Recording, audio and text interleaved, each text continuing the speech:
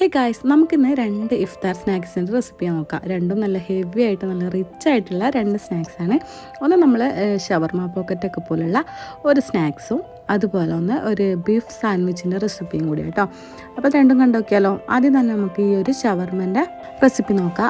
ഞാനിതാ 1.5 കപ്പോളം മൈദ ആദ്യം തന്നെ ഒരു ബൗളിലേക്ക് ഇട്ട് കൊടുക്കുന്നുണ്ട്. അതിലേക്ക് നമുക്ക് പാകത്തിന് ഉപ്പ് ചേർത്ത് കൊടുക്കുക. അപ്പോൾ പാകത്തിന് അറിയുന്നത് നിങ്ങൾക്ക് എത്രയാണ് ഉപ്പ് വേണ്ടത് അതിനനുസരിച്ച് ചേർത്ത് കൊടുക്കുക കേട്ടോ. പിന്നെ അതേപോലെ തന്നെ ഒരു 1/4 ടീസ്പൂണോളം പഞ്ചസാര ചേർത്ത് കൊടുക്കുക.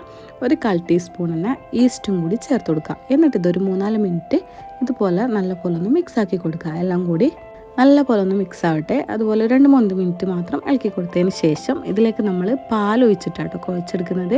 ഒരു ഇളം ചൂടുള്ള പാലാണ് ഞാൻ ചേർത്ത് കൊടുക്കുന്നത്. എന്നിട്ട് നമ്മൾ ചപ്പാത്തിക്കൊക്കെ കുഴക്കൂലേ, അതിലും ഒന്നുകൂടി ഒരു ലൂസായിട്ട്, അത്ര കട്ടിക്ക് വേണ്ട, ഒരു ഇത്തിരി ഒരു സോഫ്റ്റ് ആയിട്ട് വേണം കുഴച്ചെടുക്കാൻ.